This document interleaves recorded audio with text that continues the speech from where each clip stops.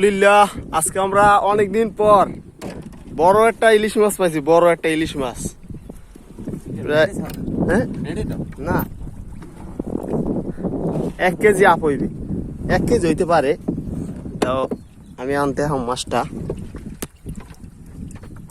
এই যে পুরো এটা 1 কেজি সম্ভাবনা আছে। 1 কেজি হওয়ার মাছটা 1 কেজি হইবে। মানে এবছর 2025 সালের মধ্যে এই বড় মাছ পাইলাম, একদম তাজা। আমাদের এই পায়রা তাপবিদ্যুৎ কেন্দ্র এই জায়গায় আছে। পায়রা নদীর মাছ, একদম তাজা মাছ।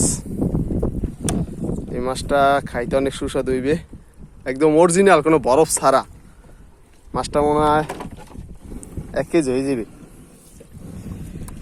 আজকে আমরা অনেক খুশি, অনেক একটা বড় মাছ পাইছি। অনেকদিন মাছ নাই একেবারে, তারপর আমরা মাছ পাইছি, অনেক বড় একটা মাছ।